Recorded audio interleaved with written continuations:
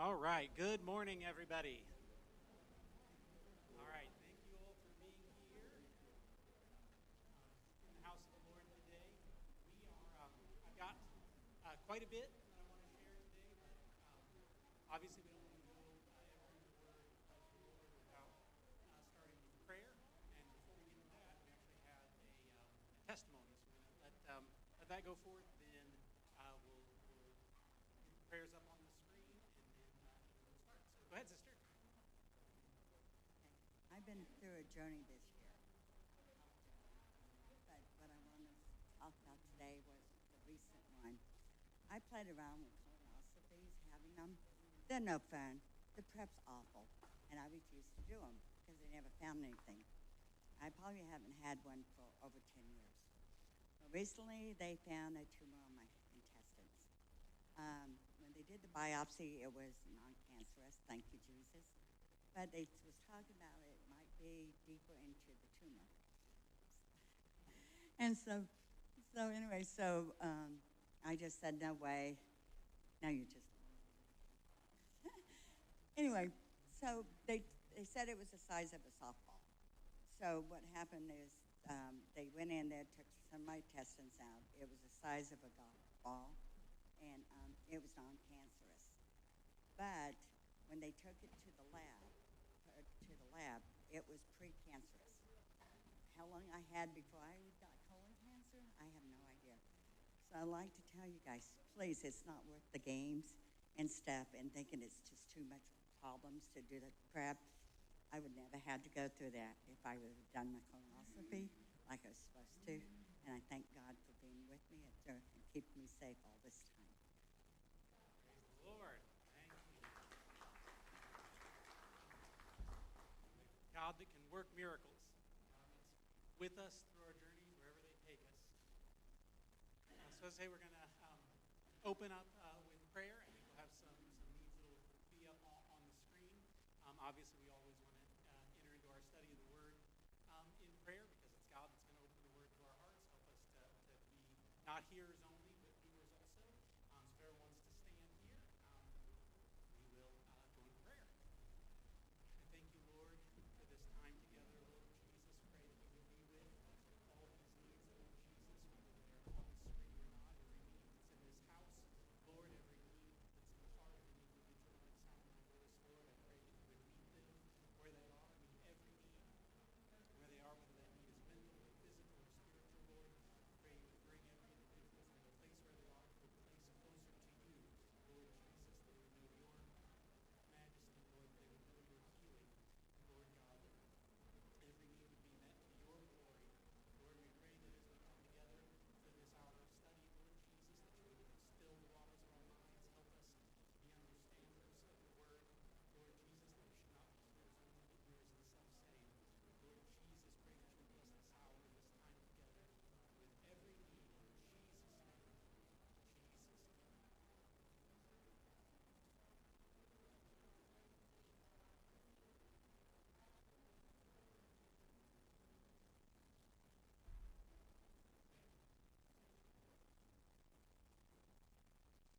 Amen. Amen. All right. So I will let everyone be seated. So today we're going to get into the Word, but first I want to start with a little bit of background about prophecy in general. We've been talking about some prophetic passages. So most of us in this room will have a more or less Western background, which means our conception of prophecy will be more or less a Greek one, right? Like the Oracle of Delphi. There is a prediction and a fulfillment. That's prophecy, right? Prediction and fulfillment. In Semitic thought, generally, in Jewish thought specifically, prophecy was broader than that. Prophecy was a pattern. Prophecy was God doing a thing a certain way once and then repeating it again and again and again so that you don't miss it when he's working, right? He's setting the precedence, he's setting the type so that you get a hold of it. This is done through types, through foreshadows, through precedents. Some things are prophecies without appearing to be so. I've talked before about the tabernacle as a prophecy, the Feast of Moses as a prophecy. Even things that are very blatantly prophecies, like what we're going to discuss today, often have multiple fulfillments. They may have a local fulfillment and a more global fulfillment. fulfillment. They may have one that takes place in the near term and one that's far future. They also may have a literal and a spiritual fulfillment. So this is typically known as the principle of double reference, right? That many prophecies seem to focus on the immediate historical context of the prophet.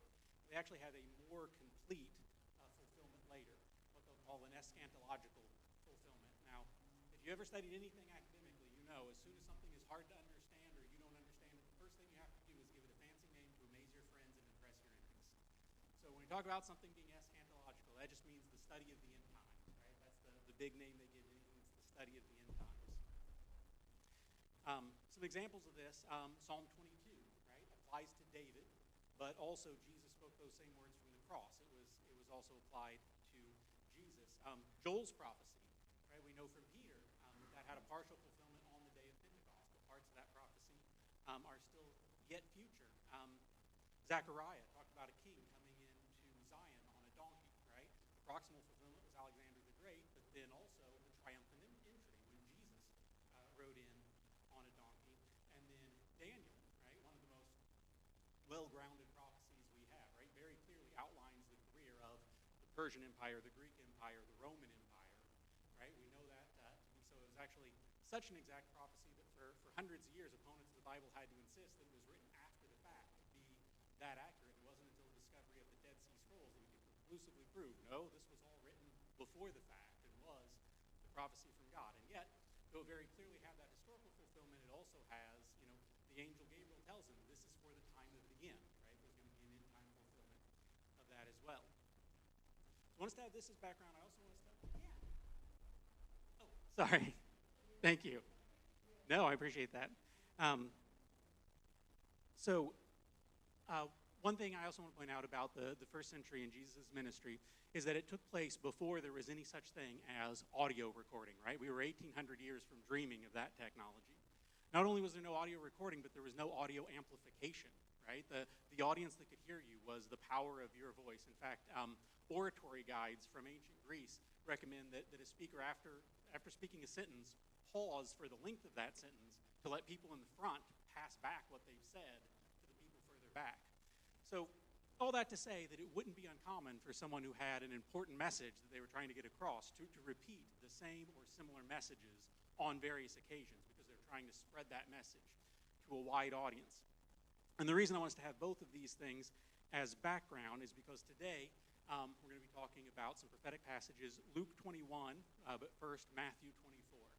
Luke 21, because that's what's in the study guide for this week, and Matthew 24, because I think I would be remiss to talk about Luke 21 without talking about Matthew 24.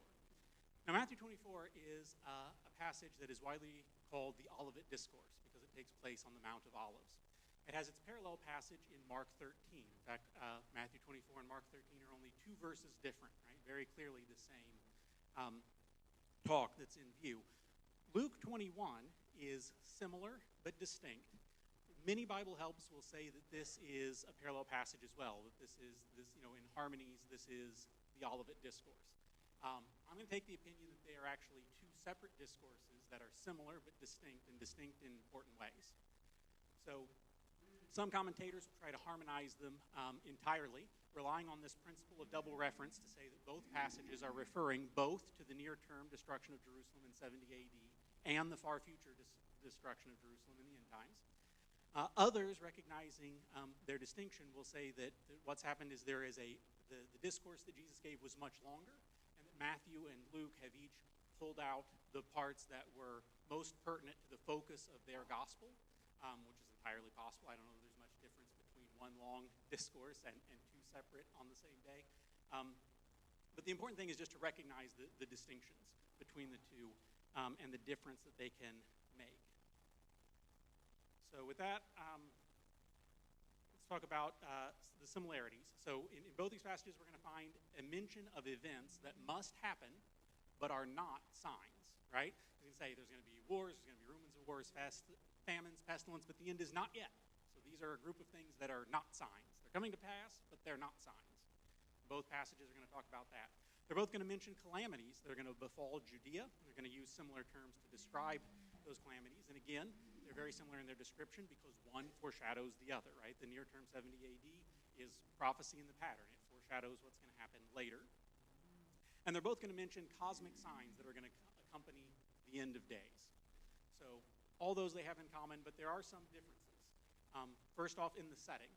Luke takes place during the day in the temple, whereas Matthew takes place at night on the Mount of Olives. The audience is slightly different. Luke 21 in the temple is a public address to a group of disciples. Matthew 24 is a private briefing to 4 particular disciples. The calamity discussed is different. The calamity in Luke, after discussing the non-signs, right, the beginning of sorrows, Jesus points to something that's going to happen before all those things, something that's very near on the time horizon. After listing those same signs in Matthew, he's going to talk about something that happens after those non-signs. So this is a future calamity that is likely synonymous with what's mentioned in other passages as Armageddon.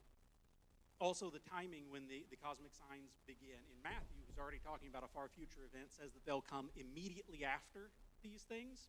Luke, on the other hand, says that they're going to come after the time of the Gentiles be fulfilled. So that's kind of my premise. That's where we're going. So I'm kind of inverting the way I usually do these studies. I'm giving you where I'm going right up front, so we can all have the framework in our head. And now we'll go through the passages and look at it. So we're going to go through Matthew 24, followed by Luke 21. So starting with Matthew 24 and 1. And Jesus went out and departed from the temple. And his disciples came to him for to show him the building of the temple. And Jesus said unto them, See ye not all these things? Verily I say unto you, there shall not be left here one stone upon another that shall not be thrown down. And in the Matthew discourse, this is all the time that's given to the 70 AD destruction, right? That just that these stones won't be thrown down. Because of the question, the phrasing of the question that comes next. It says, as he sat upon the Mount of Olives, the disciples came to him privately, saying, Tell us, when shall these things be? What shall be the sign of thy coming? They ask, what's the sign of your coming? And the end of the world. So Mark 13, in one of those 2 verses that is different, adds the detail that it was 2 sets of brothers that came to him, Peter and Andrew, and James and John, that asked him this privately. So this passage very clearly states he's on the Mount of Olives. Luke 21 will tell us that in the day he taught in the temple, and at night he went out and abode in the Mount of Olives. So that's a detail we get at the end of Matthew, or at the end of Luke 21. When they ask what will be the end of the world, what's important here, the word end in the English version appears many times in Matthew 24. End here is scintilia, which means completion or consummation. When will the fruition of the world, when will everything that the world has been building up to finally get to its crescendo? Later in verses 6, 13, and 14, we're going to have the English word end. But there the word is telos, which probably means end more like you would think of it, the termination. This is talking about the consummation of all things, the completion of all things. So as 21st century Christians, we may not realize what was in the minds of the disciples when they asked about the sign of his coming. They were not thinking of a second coming. They were not thinking of a resurrected Jesus. They were not thinking of millennia passing by. They were expecting the answer to be Tuesday, right? The end of Passover. In their mind, in their eschatology, Messiah was here. Messiah comes to set up the kingdom. That's what's happening. That's why they're confused about this prophecy that the stones of the temple are going to be thrown down, because the temple is central to Messiah's reign as far as they're concerned. So what sense does it make for it to be torn down just before Messiah is going to set up the kingdom and start running everything, drive the Romans out? So that's why they're asking the question. But in verse 4, Jesus begins, He answered and said unto them, Take heed that no man deceive you. So he's going to begin both this passage and the Luke passage with this command. Be not deceived. It is not a warning. It is a command from the King of the universe. We need to not be in any doubt about this. It says, For many shall come in my name, saying, I am Christ, and shall deceive many. You may notice in your Bible version that Christ there is in parentheses, meaning it was added by the translators. Many shall come saying, I am, and shall deceive many. So we know that there's a day coming when, we're going to have Satan's master plan, the Antichrist.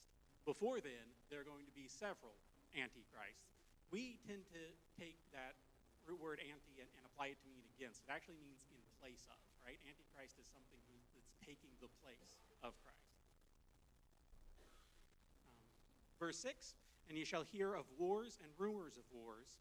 See that ye be not troubled, for all these things must come to pass, but the end is not yet.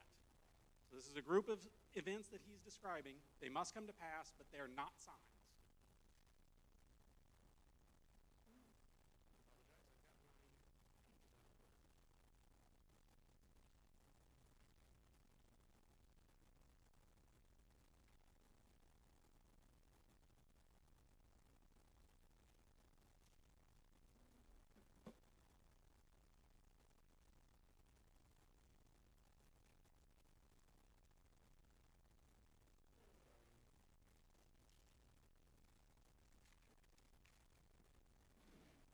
So this group of events, they must come to pass. They're not signs of the end. Jesus specifically says so. We can fall into the trap of speaking casually and talking about these things as signs and times.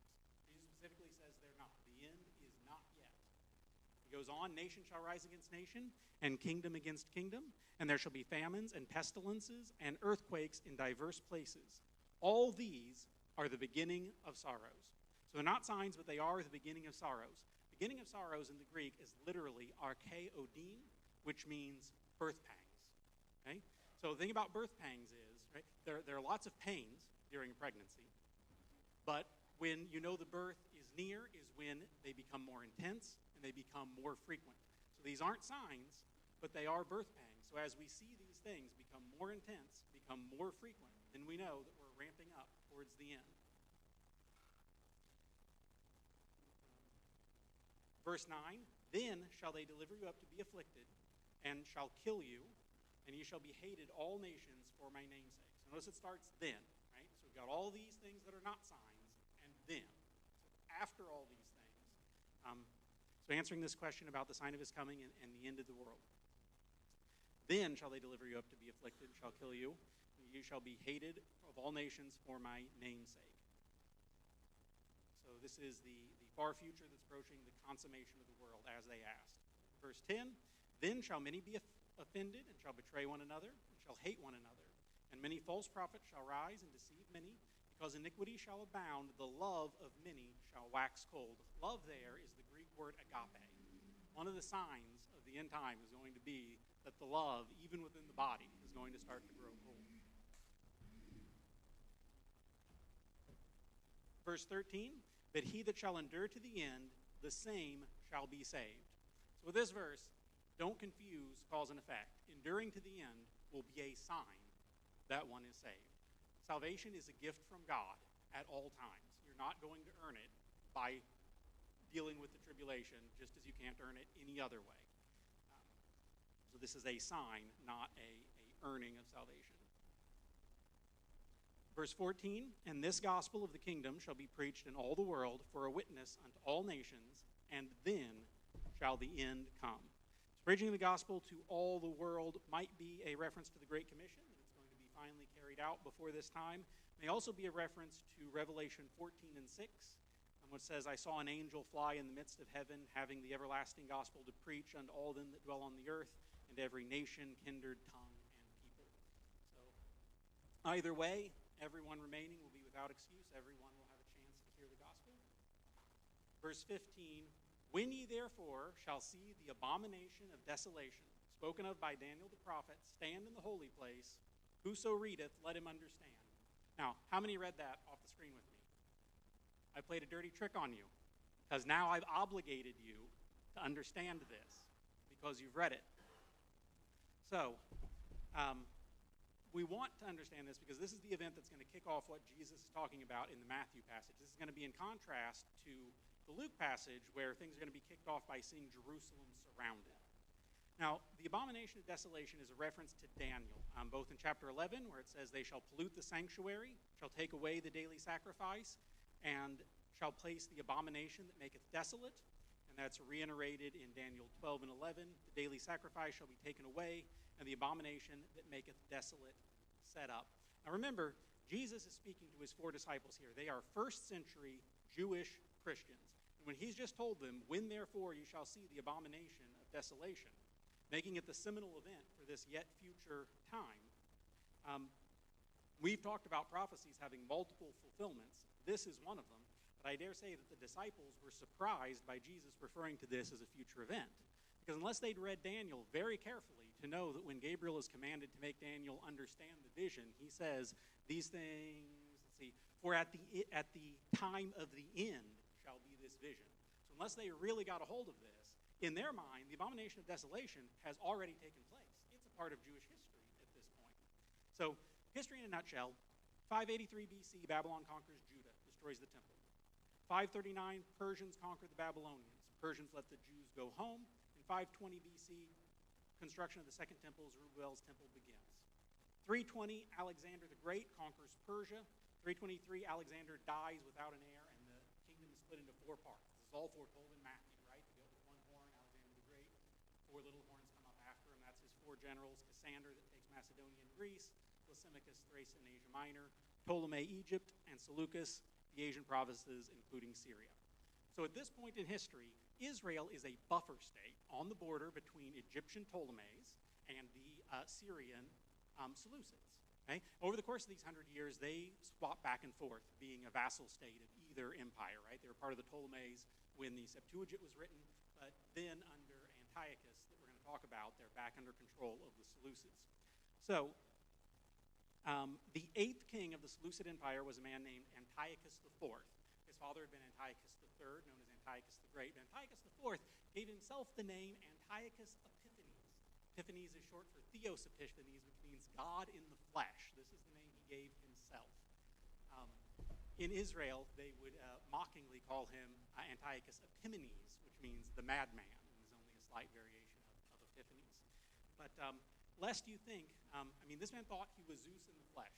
And lest you think I'm playing up this angle to emphasize the forerunner, right, the foreshadowing characteristic of the Antichrist, I would point out that this man minted coins that had his face on one side, his face on Zeus's body on the other side, and read, Antiochus, God in flesh.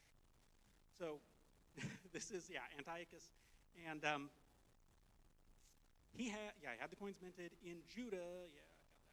In 168 BC, he outlawed, he tried to establish the Greek polytheism in place of Judaism, and he did so by force. In 168, he outlawed observance of the Sabbath. He outlawed circumcision on pain of death. He outlawed owning a copy of the Torah on pain of death. And he caused the sacrifice in the temple to cease. Then, a year later, he surrounded Jerusalem and attacked it, killing 80,000, taking 40,000 into slavery. He stripped the temple of all its treasures and pillaged the city of Jerusalem. In the temple, he went to the altar and slew a pig, right, an unclean animal, on the altar, sacrificed it to Zeus, spread the blood of the pig around the temple, and erected a statue to Zeus in the Holy of Holies, and commanded that it be worshipped. Okay? For 3 years, the sacrifice in the temple ceased. It's the only time between the reestablishment of the temple and its destruction in 70 AD that the worship stopped. This was recognized as Daniel's predicted abomination of desolation, right? The abomination is worshiping an idol. That's all throughout the Bible. Worshiping an idol in the holiest place on earth is the abomination that makes desolate. It was then commanded that a pig be sacrificed to Zeus in every village. And when Syrian officers tried to enforce this in a village called Modin, an 80-year-old priest named Mattathias, which at 80 I can only assume motivated by lots of adrenaline and rage, managed to wrestle the presiding Persian officer, steal his sword, and kill not only the Persian officer, but the first Jew that was about to make a sacrifice on the pagan altar. So he and his sons then flee to the hills. His third son is a man named Judas. Their family name was Hasmoneah, but Judas was known as Maccabeus, which means the hammer. Right? He was a brilliant military strategist, unfortunately not that great of a politician later, but he led the Maccabean rebellion, which with a much smaller force managed to drive the Syrians and Antiochus out of Jerusalem, recapture Jerusalem, and they then rededicated the temple after the desecrated altar had been destroyed and rebuilt. And this rededication of the temple is celebrated amongst Jews to this day in a celebration they call Hanukkah. That's the cleansing of the temple, or rededication of the temple after this abomination of desolation. So this abomination of desolation, it's been fulfilled in part, right? As far as most people in the first century would have been concerned, it was done and dusted, a fulfilled prophecy, until Jesus lets us know this is one that's going to have a double fulfillment, because when you see this, right, yet future, so we can understand what happened then to understand what's happening. And what's even more impressive is as this verse goes on, when ye shall therefore see the abomination of desolation spoken of by Daniel the prophet stand in the holy place, whoso readeth let him understand, then let them which be in Judea flee into the mountains, and him which is on his housetop let him not come down to take anything out of his house, neither let him which is in the field return back to take his clothes. Basically, when this happens, you split and you split now, right? Get out of Dodge, okay? What's impressive to me is the abomination of desolation is something very specific. It takes place in the holy place. In normal times, only the priests can enter the temple. Only the high priest can enter the Holy of Holies, right? How can a person on their housetop or in their field see the abomination of desolation? Now, you and I, with a television in our living room and a smartphone in our pocket, this reads very comfortably for us. But imagine for 1,800 years, the people who were faithfully copying this scripture over and over again, having no idea what kind of mechanism would allow them to see the abomination of desolation from their housetop or from the field. Verse 19, and woe unto them that are with child, and to them that give suck in those days. But pray that your flight be not in winter, neither on the Sabbath day. For then shall be great tribulation. This is where that term comes from. For then shall be great tribulation, such as was not from the beginning of the world to this time, no, nor ever shall be. That was probably pretty scary at the time. With the Holocaust behind us, it's hard to imagine a time of trouble for Israel greater than anything that has ever happened before. The Holocaust wiped out 1 in 3 Jews on planet Earth. We're told elsewhere in Scripture that the coming calamity will take 2 in 3. This is a time that in Jeremiah 30 and 7 is referred to as the time of Jacob's trouble. 22 says, and except those days be shortened, there shall no flesh be saved, but for the elect's sake those days shall be shortened. So this to me seems to be a technology term too, because can you imagine anything that could be accomplished with muskets and bayonets that would wipe out all flesh on earth? That's something we're only recently capable of. It's interesting to me, as an insight to prophecy, that he says, pray that your flight not be in winter nor on the Sabbath day, right? This is prophecy. This is going to happen. But apparently some details are still up for grabs. It may be in winter, it may not. Maybe on the Sabbath, it may not. And your prayer can make a difference. So, interesting to understand prophecy generally. It says, except those days be shortened, there should no flesh be saved. We know that for the elect's sake, these days shall be shortened. From other passages, we know that from the abomination of desolation, the Great Tribulation will be 3.5 years before the second coming. So there's a limited scope of time. For the elect's sake, the days shall be shortened. Verse 23, if any man shall say unto you, lo, here is Christ, or there, believe it not. For there shall arise false Christs and false prophets, and show great signs and wonder, insomuch that if it were possible, they should deceive the very elect. Behold, I have told you before, wherefore they shall say unto you, behold, he is in the desert, go not forth. Behold, he is in the secret chambers, believe it not. For as the lightning cometh out of the east, and shineth even to the west, so shall the coming of the Son of Man be. Wheresoever the carcass is, there shall the eagles be gathered together. So in other words, when Jesus comes back, you won't miss it. It will be very evident. Everyone will know. And then verse 29, immediately after the tribulation in those days. So we're moving on into those cosmic symbols, right? The signs that are going to be in the heaven. And Matthew says that's going to happen immediately after the tribulation in those days. The sun shall be darkened, the moon shall not give her light, and the stars shall fall from heaven. The powers of the heavens shall be shaken. So note on timing, we're talking about a calamity that happened after the not signs, after the beginning of sorrows. Now these celestial signs are going to happen right after. Verse 30, and then shall appear the sign of the Son of Man in heaven, and then shall all the tribes of the earth mourn, and they shall see the Son of Man coming in the cloud of heaven with power and great glory. And he shall send his angel with the great sound of a trumpet, and they shall gather together his elect from the four winds, from one end of heaven to the other. So I would point out, there is a view of Scripture called preterism that holds that all prophecies in the Bible have already come to pass. And this view would hold that both Matthew and Luke are focused on the events that happened in 70 AD and thus already in the past. I think we'd be pretty hard-pressed to find anything at that time that could be construed as the sun being darkened, the moon not giving her light, or the Son of Man coming in a cloud of heaven with power and glory. The angels gathering together the elect from the four winds and from one end of heaven to the other likely refers to the same event that's referred to in 1 Thessalonians 4 and in 1 Corinthians 15, which is variously called the harpazo, or the rapture. Verse 32, now learn the parable of the fig tree. When its branch is yet tender and putteth forth leaves, you know that summer is nigh. Likewise, when you shall see these signs, know it is near, even at the door. So likewise, when you shall see all these things, what things? Celestial signs we just talked about, right? Sun and the moon darkening, stars falling from heaven, the powers of the heavens shaken. 34, verily I say unto you, this generation shall not pass till all these things be fulfilled. This is a verse that confused me at first because I was guilty of not reading as carefully as I should, right? Because if you think that they're talking about the generation he's talking to, it seems really confusing. Because again, none of the sun darkening and the stars of heaven falling happened during the generation of people that he's talking to. But it's the generation that we just talked about, the generation that will see these things, right? Once the celestial signs start, it's going to happen quickly, right? We know from other passages within 7 years, okay? So it's the same generation that sees the start of all these signs. They're going to see it all the way through to the end in one generation to the actual second coming. Heaven and earth shall pass away, but my word shall not pass away. But of that day and hour knoweth no man, not the angel in heaven, but my Father only. As the days of Noah were, so shall the coming of the Son of Man be. For as the days before the flood, they were eating and drinking, marrying and giving in marriage, until the day that Noah entered the ark, and knew not until the flood came and took them all away. So also shall the coming of the Son of Man be. So heaven and earth shall pass away, but my words shall not pass away. Aren't we thankful for that, right?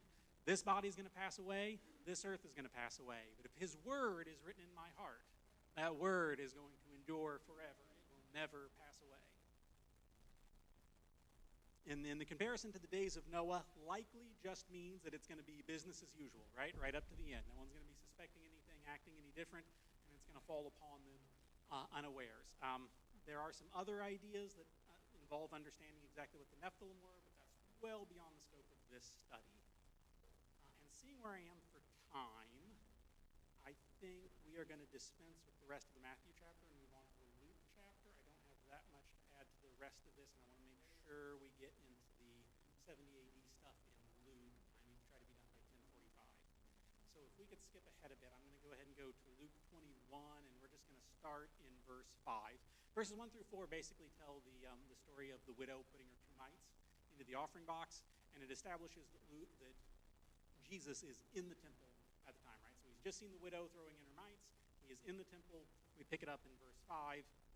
And some spake of the temple, how it was adorned with goodly stones and gifts. And he said, as for these things which ye behold, the days will come in which there shall be not one stone left upon another that shall not be thrown down. Very similar, or the same statement that we saw in Matthew.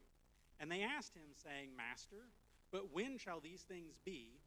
And what sign will there be that these things shall come to pass? So notice the different question. They're not asking about his coming. They're not asking about the end of the age. They're asking about when these things, right, the casting down of the stones that he just talked about, when will those things happen? So, verse 8, and he said, take heed that ye not be deceived. There's that command again. Whenever he's answering these timing questions, the thing he always puts up front is, don't be deceived about this. Because for many shall come in my name, saying, I am, and the time draweth near. Go ye not, therefore, after them. So again, the warning of false Christs and antichrists.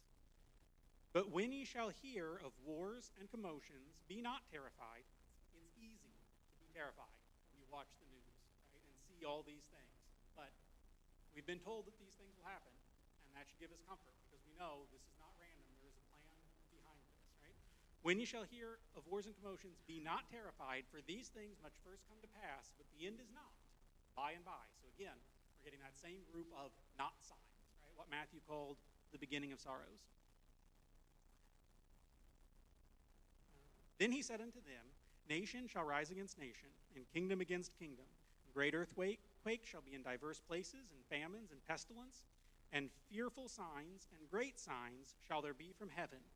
But before all these, so again, that same group of not signs, but whereas Matthew's passage went on to talk about what happened after, now we're saying, before all these, they shall lay their hands on you and persecute you, delivering you up to the synagogues and into the prisons, being brought before kings and rulers for my name's sake. So, happening before all these signs, this is something that's very near on the time horizon of his audience. And in fact, the destruction of the temple in 70 AD was a mere 35-ish years from the time Jesus is giving this discourse. Verse 13, and they shall turn to you for a testimony. Settle it therefore in your hearts, not to meditate before what you shall answer. For I will give you a mouth and wisdom, which all your adversaries will not be able to gainsay or resist. Doesn't mean they're going to like you the next day, right? Just means they won't be able to gainsay or resist. It's like, Stephen, right? He was giving his speech, and they couldn't say anything against him, so they stoned him, just to keep him from finishing. Verse 16, and ye shall be betrayed both by parents and brethren and kinsfolks and friends, and some of you they shall cause to be put to death, and shall be hated of all men for my name's sake, but there shall not a hair of your head perish. Well, that seems confusing to us, right? He just said, some of you will be killed, and then he says, but there shall not a hair of your head perish. So, perish there is to be understood eternally, right? Some of you will be delivered up, some of you will be put to death, but eternally, none of that is going to go to waste. It will all be preserved in God's future kingdom. Verse 19, in your patience possess ye your souls. Wish I had time to dwell on that, right? Faith is revealed in times of persecution. Verse 20, and when ye shall see Jerusalem compassed with armies. So before, our sign that the things being talked about we're going to kick off was the abomination of desolation, stand in the holy place. Here it's, when ye shall see Jerusalem compassed with armies, then know that the desolation thereof is nigh. And let them which are in Judea flee to the mountains, and let them which are in the midst depart out, and let not them that are in the countries enter thereinto. These be the days of vengeance, that all things which are written may be fulfilled. It says, let them which are in Judea flee to the mountains, let them which are in the midst depart out, and let not them that are in the countries enter into. So remember when we talked about the abomination of desolation, it was get out and get out now, right? It was an event and go. Here they're saying, yeah, if you're in the country, don't go back. It seems like we've got more time in play here, right? Time for people who are in the midst to get out, time for people who are out to make a decision not to come back in, right? As if they would have had an opportunity to come in if they chose. So we're talking about a little bit more time here. So, so here in Luke they're talking about being in the midst of the city. Let's go and dip into some history again. Herod's temple wasn't really a separate temple from Zerubbabel's, but it might as well have been. It was a massive renovation. It involved 18,000 people over the course of 80 years. From the Kidron Valley to the Temple Mount was 158 feet, and the temple itself stood another 90 feet above that. It was made of white marble that gleamed in the sun and adorned with a gold cornice. It was said that it could be seen from 30 miles away. It is no wonder, right, that people were marveling at the temple at the beginning of these passages. Some of the stones, the largest stones that made up the base, weighed in excess of 400 tons. The first Jewish-Roman war started in 66 AD. Okay, this was, they thought they were going to be the Maccabean rebellion again and drive off the Romans like they drove off the Persians, but it was not to be. Over 3 years, rebels were driven out of towns in northern Judea and in Galilee, and as they fled, they increasingly fled to Jerusalem, right? So they were all getting packed into Jerusalem. And there was a Roman general, Vespasian, and his son Titus, also a general, subservient to Vespasian, and they were commanded by Nero to attack the city of Jerusalem. So they began encamping around the city, but then Nero dies. And when the emperor dies, his orders expire with him, right? The emperor expires, the orders expire. So this began a period of intense civil war, the first civil war of the Roman Empire. 69 AD is known as the year of 4 emperors. And Vespasian, the senior general, seeing his opportunity, he returns to Rome and takes over. He is the fourth emperor of the year of four emperors, the one that comes out on top and becomes the new emperor for the next several years. And once he's firmly in command, he orders his son Titus, go ahead and finish the job. What this upheaval meant is that there were 6 months when the armies were camped around Jerusalem, but no siege was beginning because they were waiting for the results of the Civil War. So there was this 6-month period where they could see the city surrounded, but they could still get in and out. And even though 1.1 million perished in the eventual battle, Eusebius records that no Christians died because they had all fled to the mountains in Pella, which was under Syrian administration. Now, Eusebius' account may be an exaggeration to say that not one Christian died in the siege, but it reflects the mass exodus of Christians who heeded Jesus' word, and when they saw the armies around there, they got out and fled to the mountains, just like Jesus had said to do. Now, though Titus had ordered that the temple be preserved, those orders did not reach all the soldiers, and a fire was started that both destroyed much of the temple and actually melted the gold cornice that was on top of the temple, as well as many of the gold accoutrements that were still within it. So this gold all melted down the sides of the temple and got within all the cracks and crevices of the stones, such that the Romans, to retrieve all this gold, used pry bars to separate every single stone, leaving not one stone upon another, just as Jesus had said, because they wanted to get all this gold. In fact, there was such an influx of gold that it separately recorded that the gold standard in the Syrian province, the Roman province of Syria, was depreciated by as much as 50% because of the massive amount of gold coming into the system from plundering this temple. Josephus further records that after 70 AD, looking at the city of Jerusalem, it could not be told that people had ever lived there, that it had ever been inhabited, nor could you tell where the temple had even stood. So great was the destruction and leveling of the city. And then we pick it back up at 23.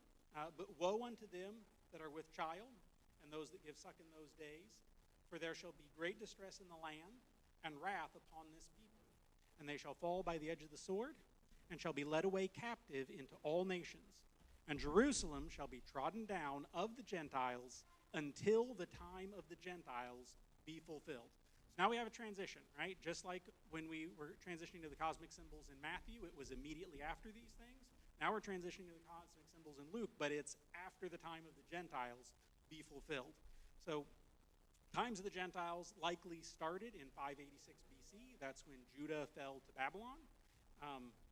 When the times of the Gentiles is over, people have different ideas about that. Some people thought that that was in 1948 when Israel was reestablished as a nation. That's why there was a big hoopla about God coming back in 1988, because that was 40 years or one generation from 1948 and the establishment of the temple.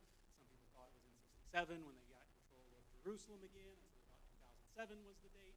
Personally, I think what they're talking about here is the end of the time of the Gentiles is when Jesus comes back and sets up his kingdom, and Israel is again the preeminent nation on earth. Not a Gentile nation, but Israel will be the place that all other nations come to pay homage to the new king. So, in my view, that's the end of the times of the Gentiles will be the establishment of the millennial kingdom.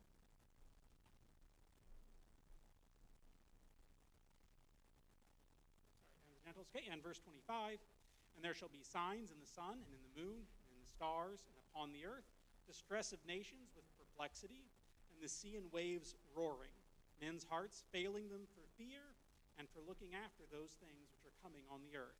For the powers of heaven shall be shaken, and then shall they see the Son of Man coming in a cloud with great power and glory. So now we fast forwarded from the non-signs of 70 AD to when the times of the Gentile have been fulfilled, and we see exactly those same celestial symbols that were mentioned in Matthew. Verse 28, and when these things begin to come to pass, then look up and lift your head, for your redemption draweth nigh. So when these things begin to come pass, referring to those previous 3 verses, right, when you shall see all those celestial signs of the Son of Man coming, and then we repeat the parable of the fig tree, and I would love to go into it, but we are out of time. So, Thank you all. Let's get ready for worship in the main service. And